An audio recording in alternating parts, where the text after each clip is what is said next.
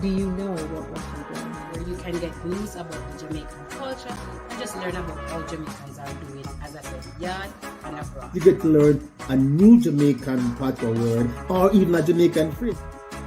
I look forward to the patois word of the day. The patois word is pasa pasa. Word today is taco ram.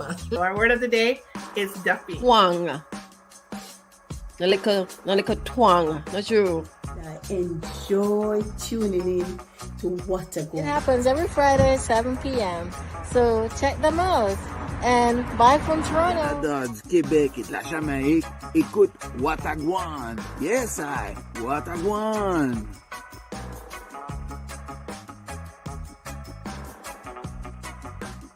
I am a big fan of What a Gwaan. Relevant and entertaining, so keep up the good work.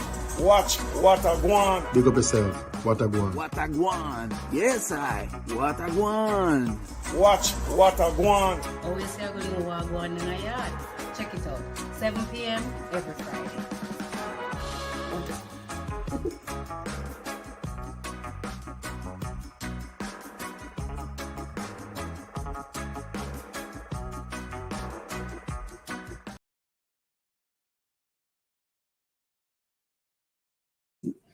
Let's do this. Greetings.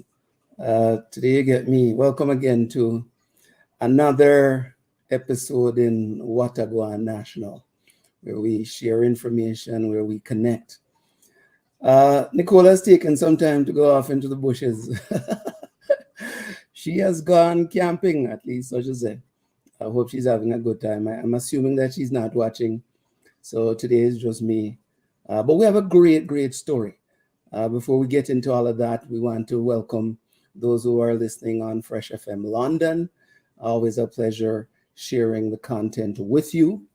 And for those who don't know, What a Gwaan is available as a podcast on Podbean and all the major podcasting platforms, Amazon, iHeart. Just check them out. In fact, just go to our website, www.whatagwaan. And as Nicole always says, Gwaan has 2 A's. whatagwaan.ca, where you can watch the episodes and listen to the podcast. It's June, believe it or not, it's June. We have started the 6th month of the year. Hopefully it's nice where you are. It's fantastic here in Calgary.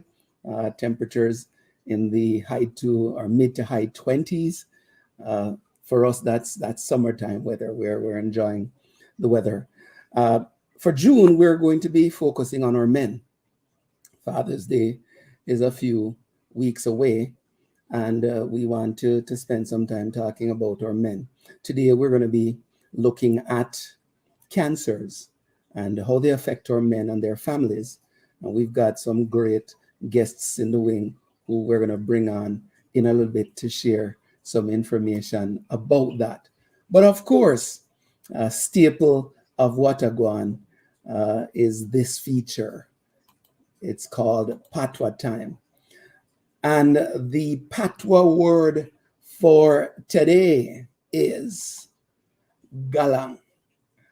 So if you are Jamaican or if you understand Jamaican Patois, what does galang mean?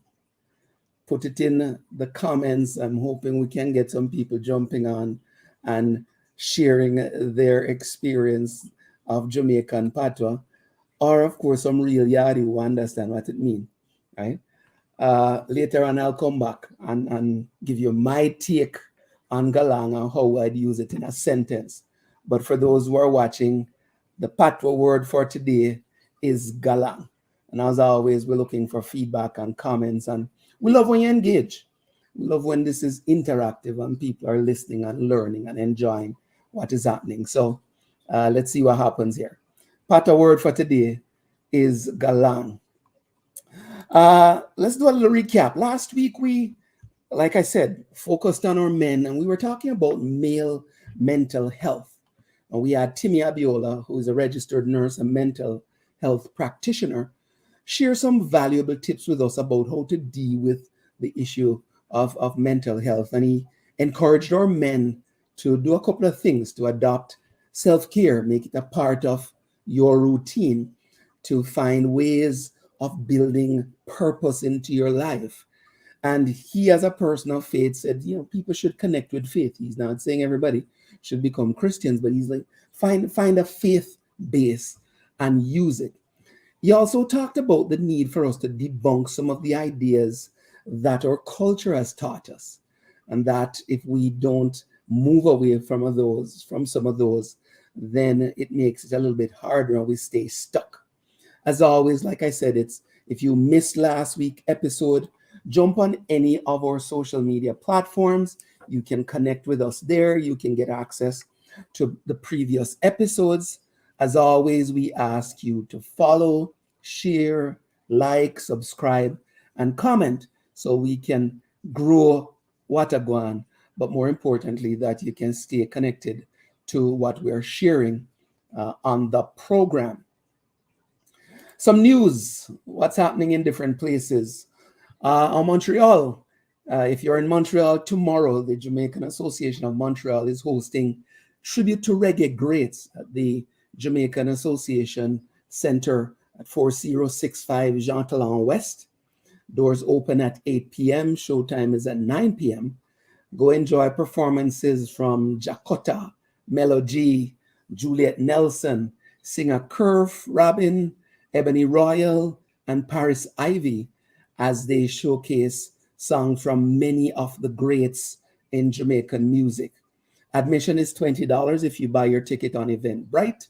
If you show up at the door, it's $25. Also in Montreal, the Collective Kitchen Project and the Jamaican Association of Montreal presents a free family cooking classes. Join them every other Monday at the JCA Center on between 5:30 and 7:30 p.m. to learn and to create new recipes. To register or for more information, just send an email to jamfootstepsprogram@gmail.com, or you can call 514-737-8229. The next session is June 12th. If you are in Calgary, there are plans already afoot for CarryFest 2023. Many activities are being planned, and you can join the revelers at the Container on July 5th for the band launch. The event is going to start at 5 p.m. The Container is at 1020 2nd Avenue Northwest. So start planning to join the action. And if you want more information, you can go to www.carryfestcalgary.com. And of course, there's always a little bit of news from Yad. So here is some stuff that's happening down in Jamaica.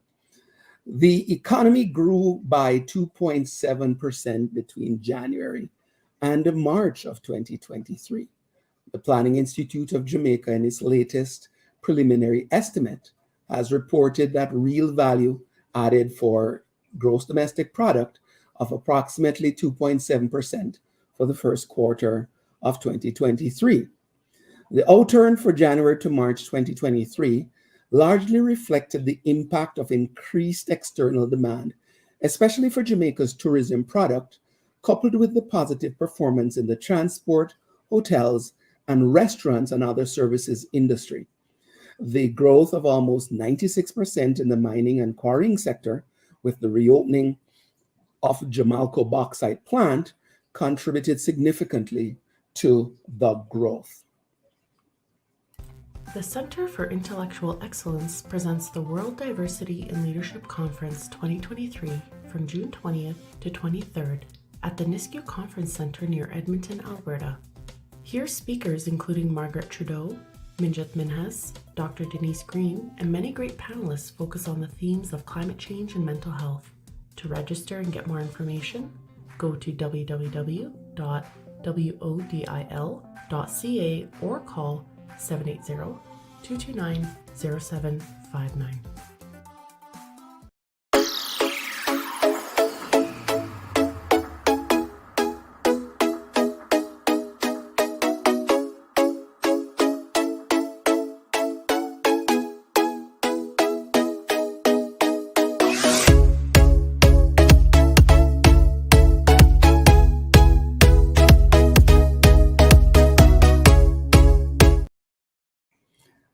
it. So there you go. The preliminaries, the news, things happening down at Yard. And I want to tell you that the economy was growing on tourism.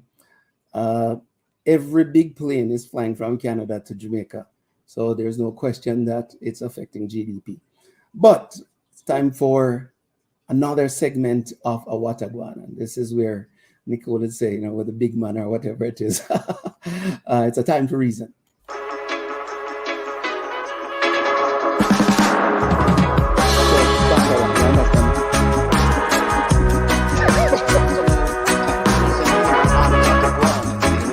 This has been a great discussion. David, thanks for taking the time. All right.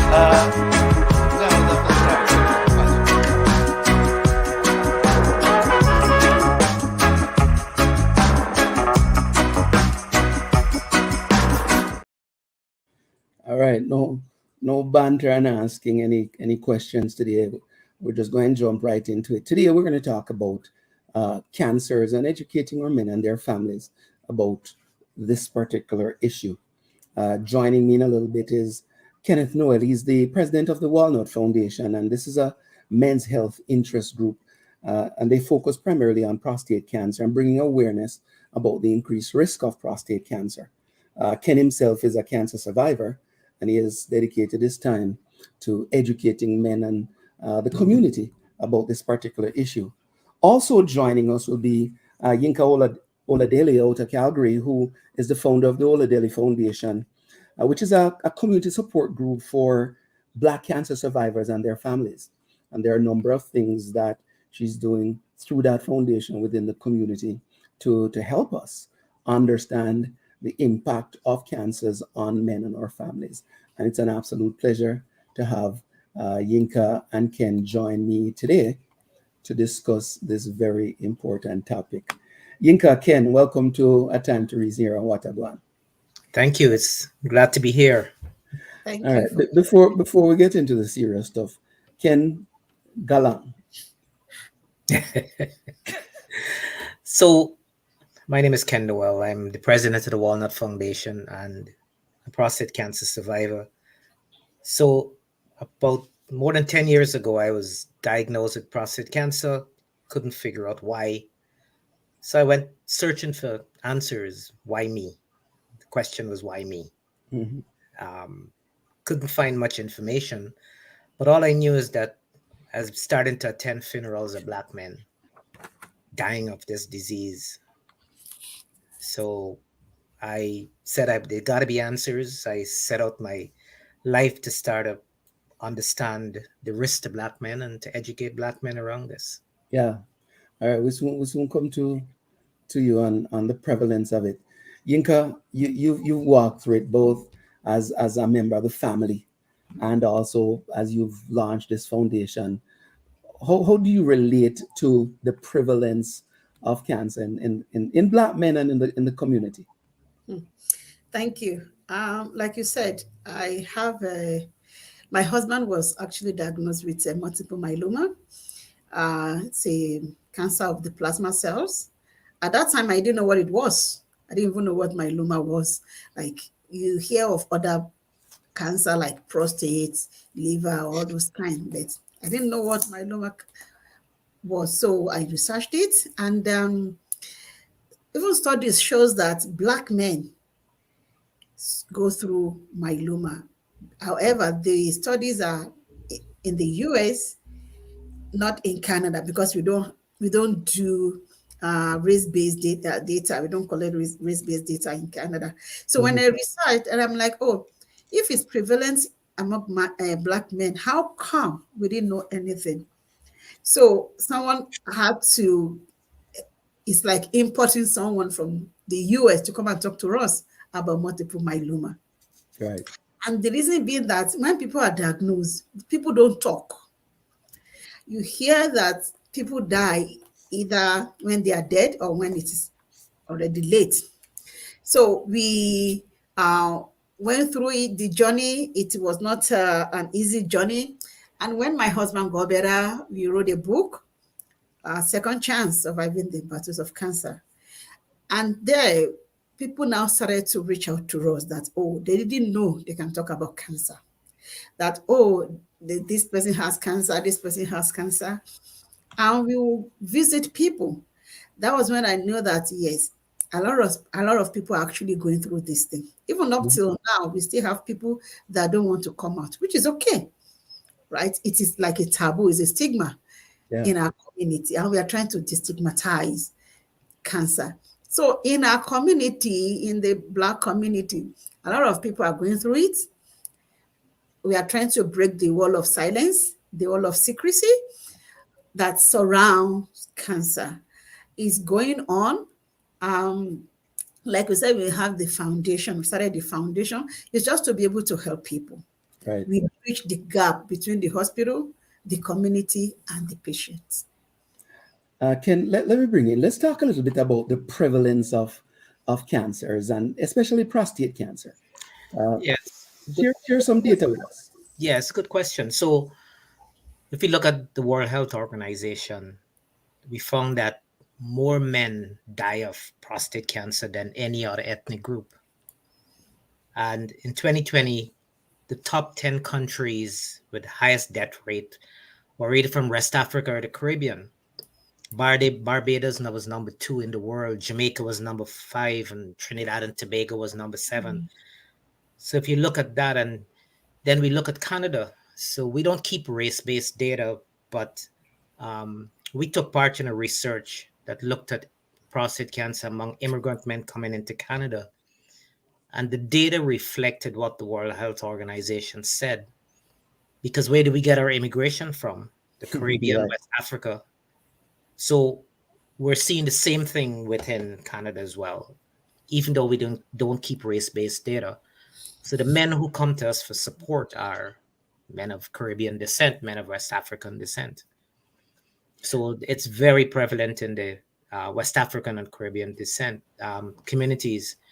So the Canadian Cancer Society says that 1 in 8 men will be diagnosed with prostate cancer in their lifetime. But for the Black community, which is West African descent, Caribbean descent, it's 1 in 4 men will be diagnosed. So if you look at the statistics in the United States and the UK, which have high Black population, so you find the same data that, Black Americans, Black people living in the UK have the highest incidence of prostate cancer. Well, somebody listening to that could easily get scared, and they're like, oh my God. And Yinka, you were saying people don't necessarily want to talk about it.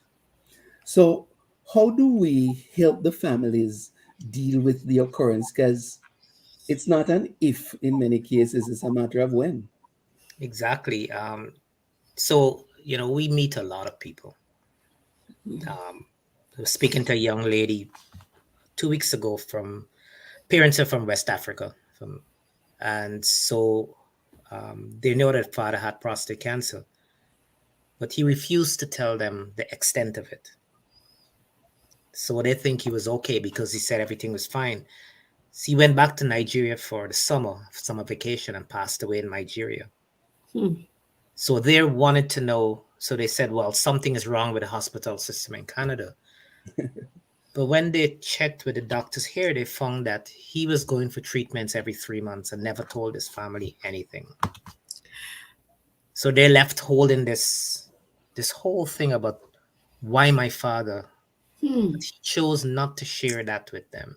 Yeah. And that's devastating to the family. Talk to us about the family connections and you having to deal with it firsthand. How do you relate to what Ken's saying, and what do you say to the community and the wives and children? I don't know if I've told you before. I actually lost my mom to breast cancer. That was in 1995. Then 2016, my husband was diagnosed with cancer. So I'm like, okay, what is my deal? What did I do with cancer? Did I buy something that I didn't pay or something? And it's not really easy for family members. It is not a palatable thing, especially you don't even know how to talk to your children. Sometimes the wife will not know how to tell the husband that she's been diagnosed. If the wife was not with the husband at the time of diagnosis, the husband may not know how to tell the wife and the children. So in our community, people keep it. And one of the reasons why I decided not to keep quiet when my husband was diagnosed is in our community here in Calgary, we've buried a lot of people due to cancer. And you only hear that they have cancer when it's already late or when they are dead. So when my husband was diagnosed, I'm like, you know what? Nigeria is too far. There was nobody around. I need help. And people helped me. And so when it got better, that's how we started to give back. To whom much is given, much is expected. So right. We got the help, and we also decided to help other people. Family members, we all need to be reorientated. We all need to know what we are doing. It's not easy to have cancer. Trust me, you don't even want to wish it to your worst enemy. And that is why we decide to help as many people that we want to come forward. I know it's not easy, but I'm praying that one day cancer treatment will be like, what do you call this thing? HIV, where it's like maybe when people have cancer, they just ask them to take pill or take medicine. So family, the thing, it hits family. Is it the financial resources? Emotionally, psychologically, in every area, especially if you are self-employed. Cancer hits the family because as a self-employed person, you don't even get any EI. For those that are working, of course, you can still get either short-term or long-term disability, right? But what I've noticed in some of the people that we support is either they are new to Canada or they have not stayed longer. So some of them don't even have insurance. Right. And apart from the cancer drugs that is being provided by the government, there are lots of out-of-pocket expenses that goes cancer treatment. And many people don't even have it. Like right now, things are so expensive. Housing is so expensive. People that do not work, how do they expect them when house rent is increasing daily? So it affects people in every area.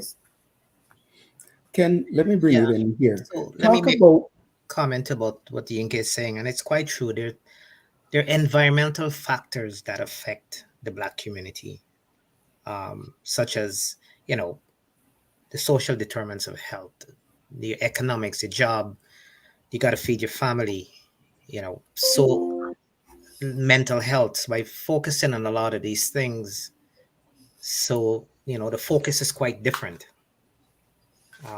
So it's the environmental factors, I think, that contribute to the high death rate. Is there a little bit of culture in there as well? Can we talk about the way we tend to respond? HIV many years ago was similar in that people would not speak about HIV. If somebody had contracted HIV, you would never know. They would die, and it's this shame on the family. Are we seeing that affect the way our community responds to the issue of cancer?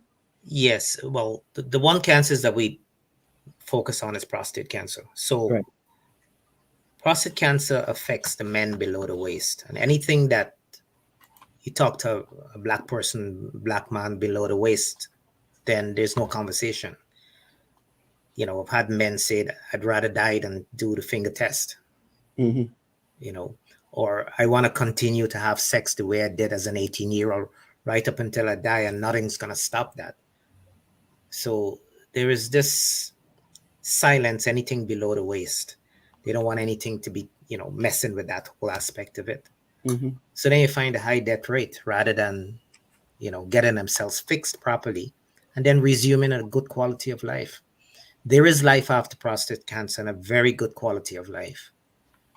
But the rumors and the stigmas and the misinformation are preventing men from moving forward. Yeah. Yinka, we've talked about this, and you've been doing it in Calgary, I know, and broader. Is the community getting the message? Yes, I think they are. But we still have a lot of work to do.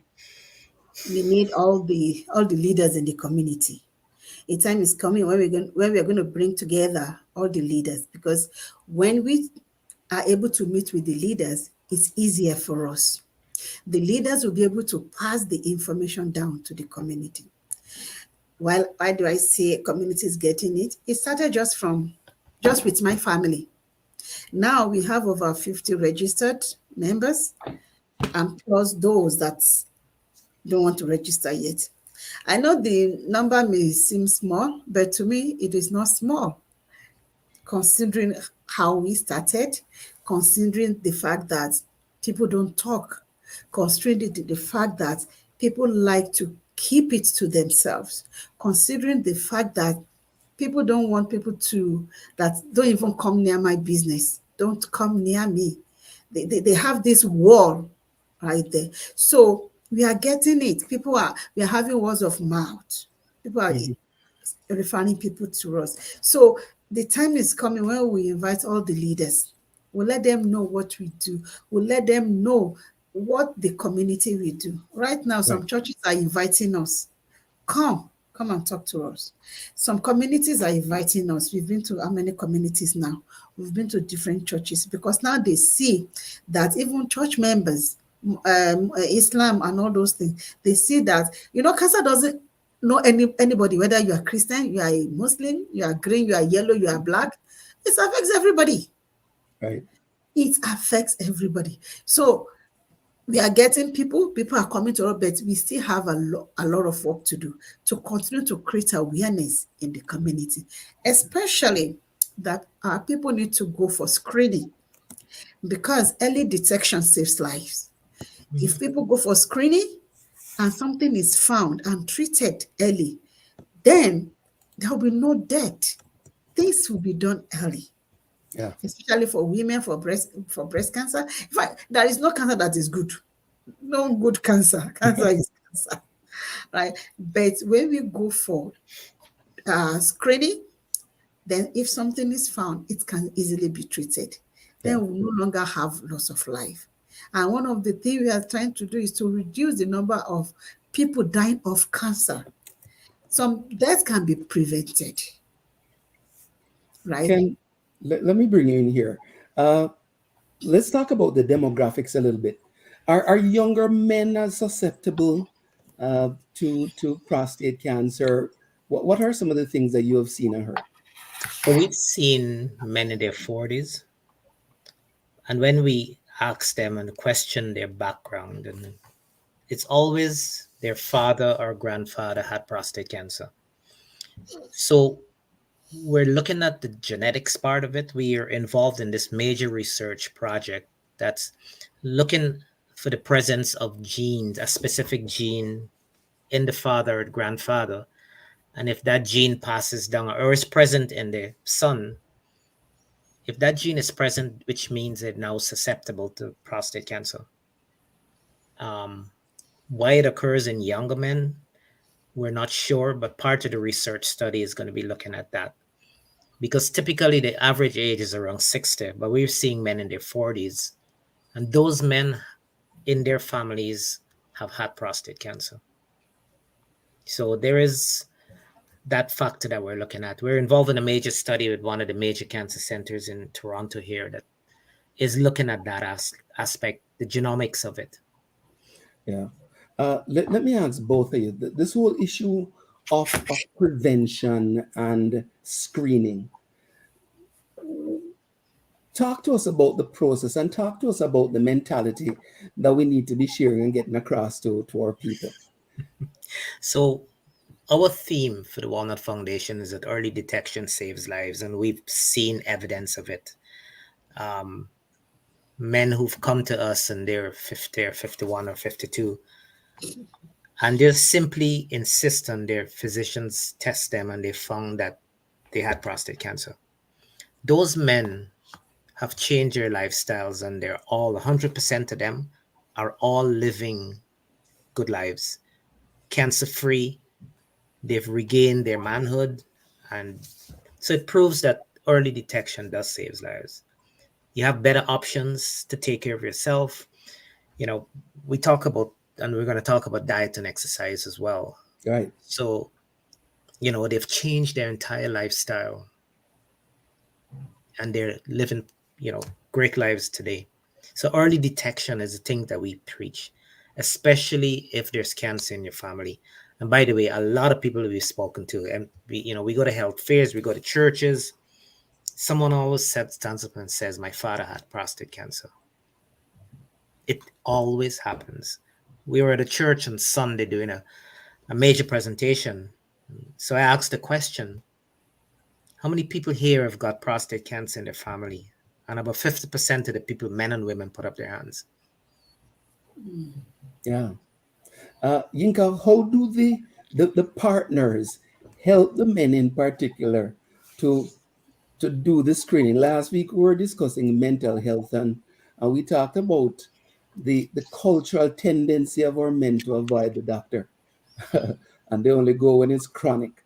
And therefore there's this need for a support mechanism to push them to do it. How does the partners and the families fit in to push them towards the screening?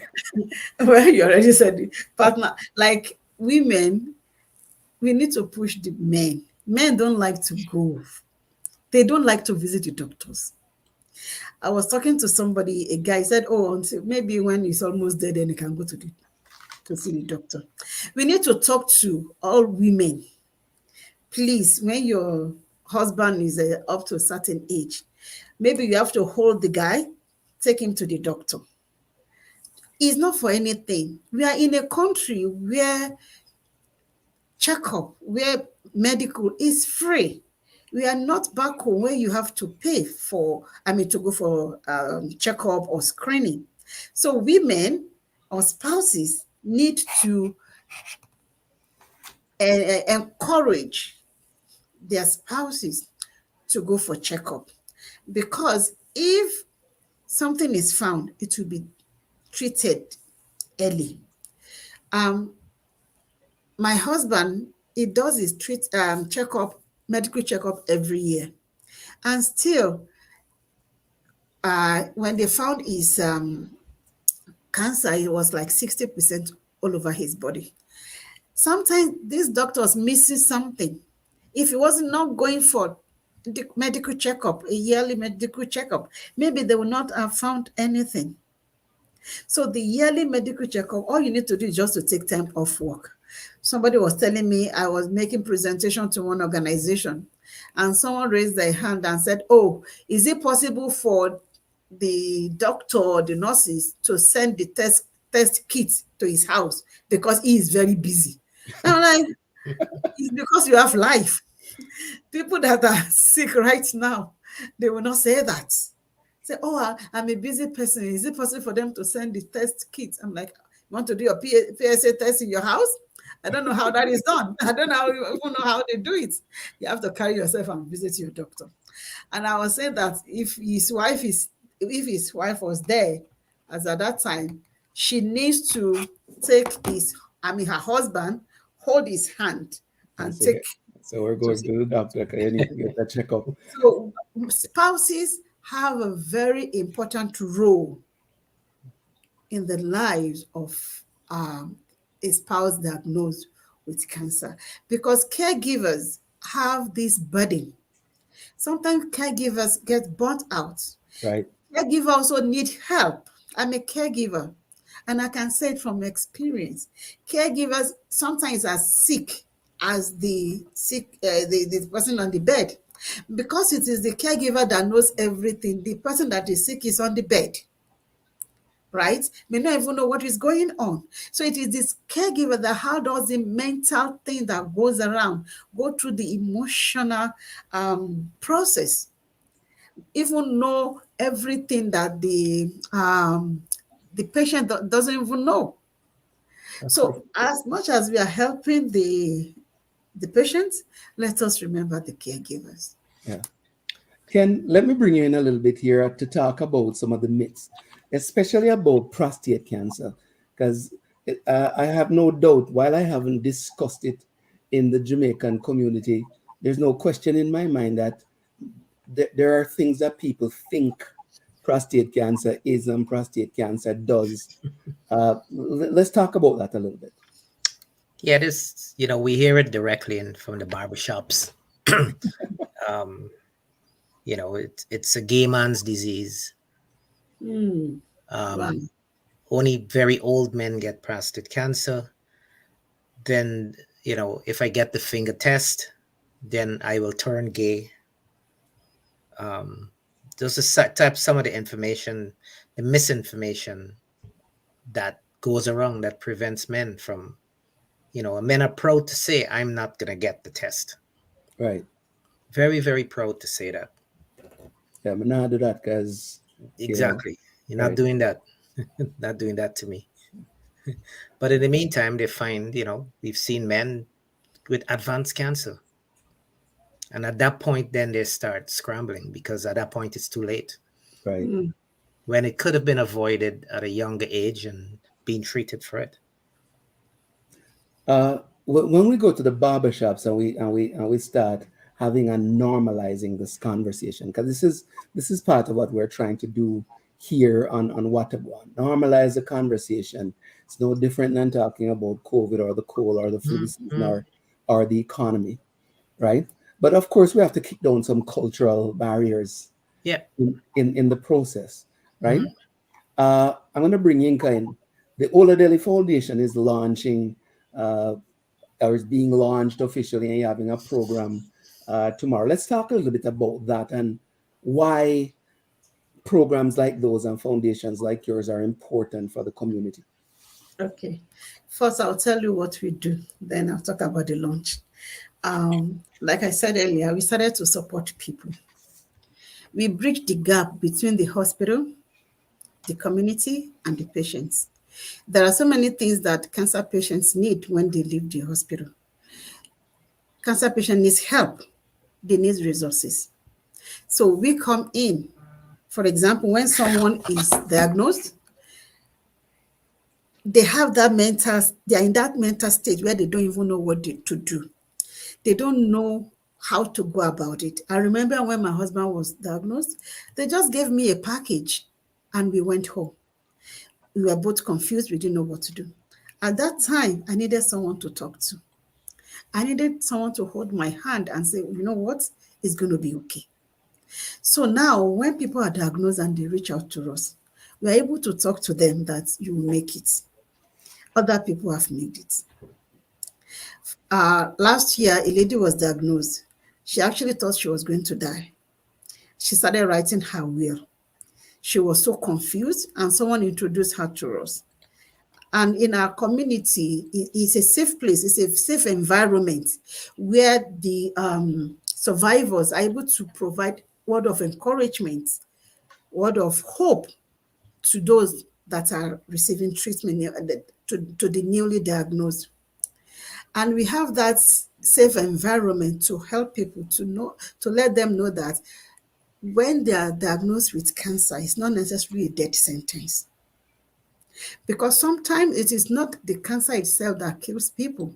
Sometimes it's our mental state.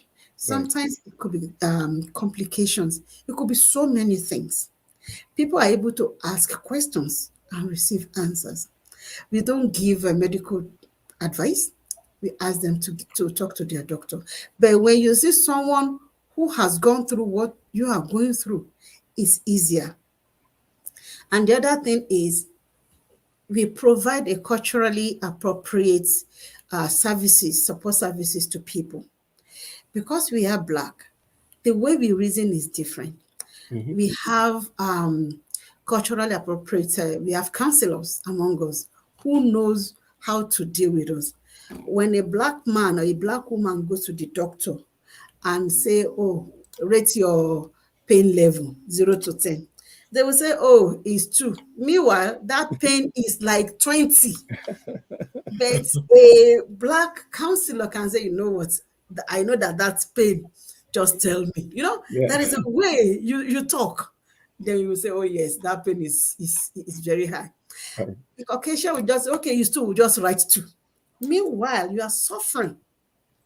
And apart from that, we also help cancer patients with meals. when they go for treatments, we ask them, what are you craving? So we get caterers to prepare meal and they put it in their fridge or freezer so that after the treatment and when they go home, they don't have to start cooking. Some people after treatment, they cannot even do anything for the next 2-3 days. And that's when they need help the most. So we come in through there. And also, infection is very, it can kill. There are some like little things. When my husband was going through a stem cell transplant, they said, oh, the house has to be sparkly clean.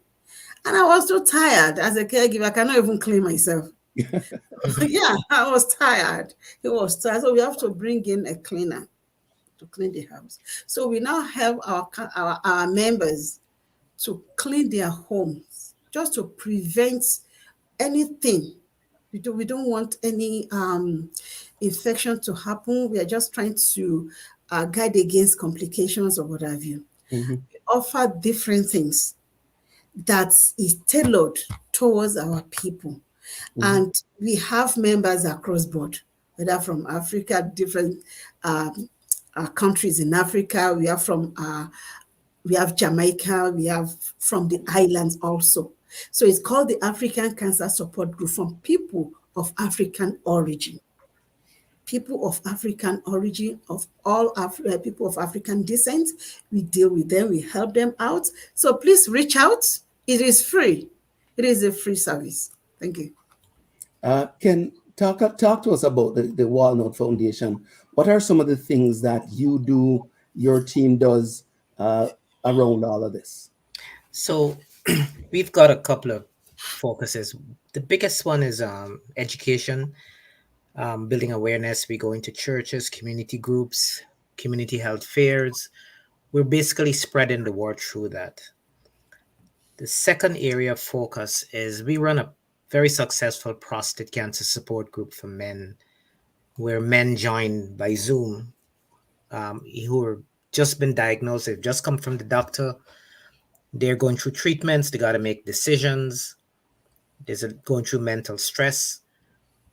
We get together once a month over Zoom, cameras on, and the men share their experiences. We really don't give medical advice, but we just share their experiences. We've had a lot of men come into the group that they've changed their decisions based on what they've learned. They always thank us very much about the support they get. The other area of focus is that we're trying to change the systems. In order to do that, we have to do research. So right now we're involved in 3 research projects, looking at genetics of cancer. We're looking at cancer care in older adults. We're also looking at social inequities of among prostate cancer men in Canada. So we do a lot of research, are involved in a lot of research. The other areas that we're also involved in, and this is something that we hear from our men, when you go to a hospital for cancer treatment, you don't see our faces at all. You don't see Black people. So what we've done is we've started to invest in an endowment we started with the University of Toronto Medical School. And that endowment is going to be used to give scholarships to Black medical students entering that university. And we're going to be expanding to other universities as well. We got to start somewhere to change the system. And so we're working with the University of Toronto to make sure that more Black students are admitted to that medical school. In a few years, we're going to start to see the difference. We're going to start to see more Blacks in cancer care. Right now, in the Toronto area, we know of 1 urologist. And Toronto has a population, whole greater Toronto, of 7 million people. And they've got 1 Black urologist. Yeah. So something is wrong with the picture, and we got to help ourselves in changing that. Yeah. I want to wrap up the discussion by talking about the aftercare and some of the things that we need to do, especially around diet and lifestyle. Yinka, maybe I start with you, because you started it earlier. What are some of the things that our men and our families need to understand and start adjusting as it relates to diet and lifestyle in dealing with cancers? Well, for example, in our group, we have a health coach. The health coach also, she's gone through the cancer treatments and now went for training. So she comes in to give us proper training on health. And also when people want to go for health coaching, we pay so that they go for individual health coaching, maybe your lifestyle. When it comes to diet, I'm not a dietitian, so I cannot tell people eat this or don't eat this. For example, when my husband was going through his treatment, my people say, oh, you should not eat this, you should not eat this. Then I asked the doctor. He said, well, the guy is sick already. Do you want to deny him? Say, everything is in moderation. And I see to that. Everything is in moderation.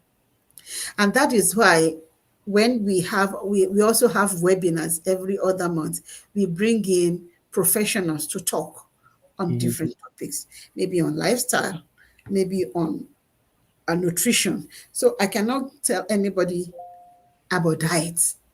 I'm a Nigerian. I eat my food. I eat my food. I eat my food. So I cannot really tell anybody that eat this or don't eat it. And that is why we ask people, please talk to your doctor. Right. Talk to your doctor. Ken, what's your take on this whole issue of diet and lifestyle, especially for prostate cancer? Yeah, there is scientific evidence that exercise plays a huge role, and diet as well too, in managing prostate cancer diagnosis. There is scientific evidence that it actually delays it. Now, we're talking of the body is made to move. So we're talking about an exercise program starting young, cutting down on salt, cutting down on sugar, right? Cutting down on red meats. And there's actually scientific proof to show that managing your diet and exercise plays a huge role in prostate cancer diagnosis. It doesn't prevent you from getting prostate cancer.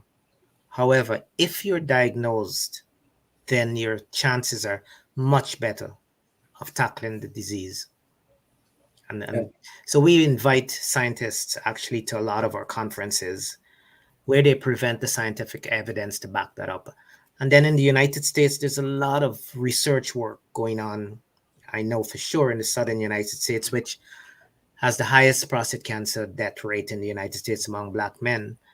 And if you look at their diets in the southern, a lot of the southern states, it's all McDonald's and it's all fried chicken, and there's no greens in their diets, and it's all things like Coke. They drink Coke for breakfast, lunch, and dinner.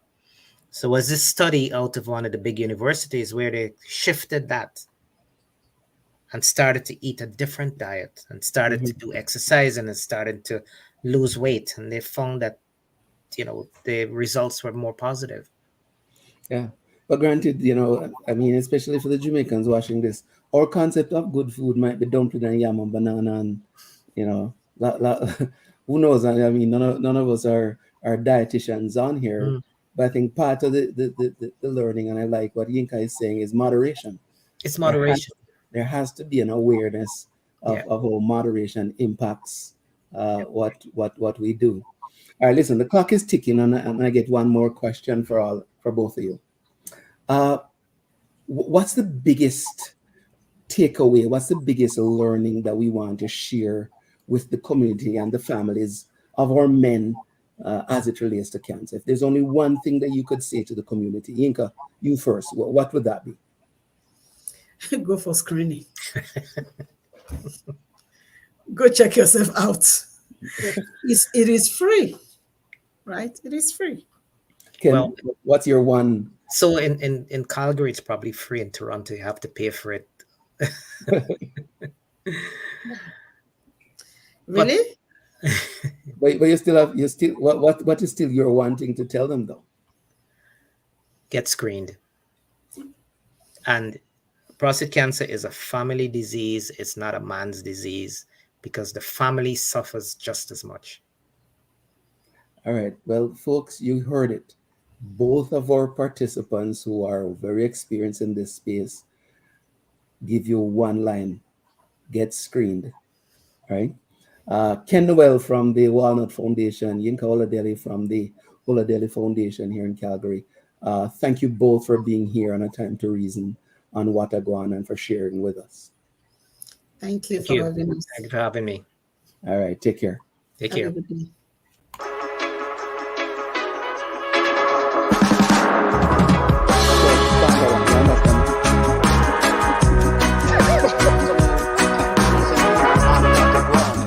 Listen, this has been a great discussion. David, thanks for taking the time. All right.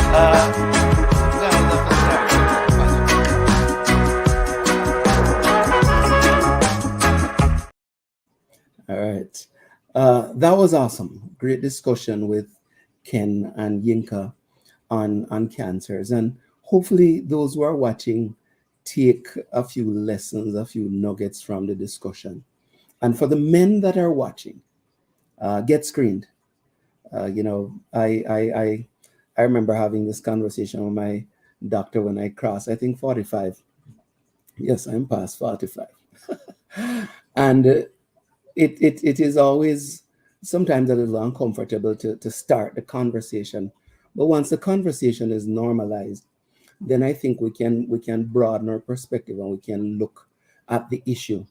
I remember years ago when HIV and AIDS was the rampant thing, and I remember I had to do an insurance policy and I had to do a medical, and there was this eternal fear: what if I had AIDS?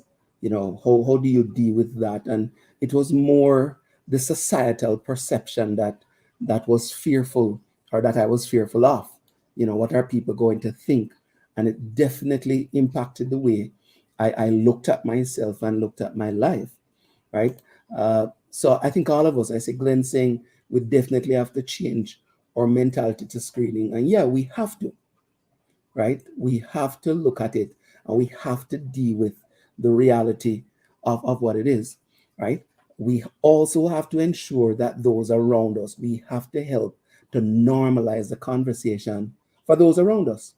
So talk to our families. My father is 90 years old. And there are a number of the elders in my family who have to deal with prostate issues. And it's not always an easy conversation for them. I remember having this conversation with my uncle a while back. He's in his 80s, but just talking about it and saying, no, it's an okay conversation. As men, we have to be able to focus on it, deal with the reality of it, and ensure that we're not creating these taboos, and also with demystifying some of the issues, right? The finger test is not going to turn you gay, right? It's just a medical procedure, no different than any other thing that has to be done to understand what is happening in the space. So people, let's help those around us. Let's help our men and help their families, because like Ken said, it's a family issue, right? If you are the caregiver, trust me. And if you are in a system where it is not as sophisticated, I can tell you, I was in Jamaica in March and I had to take my father to the public hospital, and it wasn't fun. It isn't smooth, and the hours are long. You wait, you have to go and do the tests and get the results and all the rest of it. So let's prepare ourselves and let's prepare those around us to have this conversation. All right. Another comment here. Let's throw it up. C's here says it's very informative. Our health is our wealth, and that's true, right? We really have to continue to share, and we're glad we could bring Ken and Yinka on to share some perspective. Thank you for doing that. All right, listen. Time is going. Patois word of the day: galang. If you were in Jamaica and you use it in a sentence, you would say something like, there's a song, the hypocrite them a galang. So it means to keep going, to continue. If somebody tell you for galang, right, that is what they're telling you to do, to continue, to keep going where you're going. So if you want galang down the road, right, and broke your neck, then that is your problem. So Patwa word of the day means keep going. Patwa word of the day today was galang.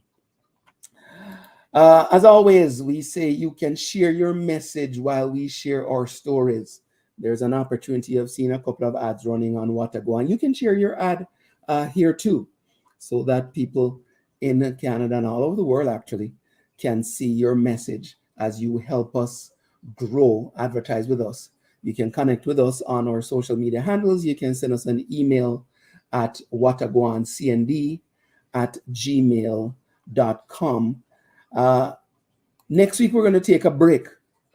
So if you're planning on watching, we might do a rerun of one of the shows next week, but we're going to have a little pause, and then we're back on the 16th with the Father's Day edition. You don't want to miss this one, because we're going to talk with some fathers about the journey and how it has been for them. As always, we encourage you to follow us, subscribe, share, so jump on any of our social media platforms. We are on Facebook, we're on Instagram, we're on YouTube, we're on LinkedIn, and of course, you can jump on our website, watagwan.ca, and you can see previous episodes, and you can share with us there as well. As always, it is a pleasure sharing with you on a Friday evening or whenever you consume Gwaan. This is our way of sharing culture, sharing information. Hopefully you find it useful. Send us some feedback so we know how we're doing and whether or not you are getting value from the interactions here on Gwaan. We will be back, like I said, on the 16th. We're going to take a break next week. So until then, stay safe, be good wherever you are, and I suppose if you can be good, be careful. But whatever you do, stay blessed. All right, take care.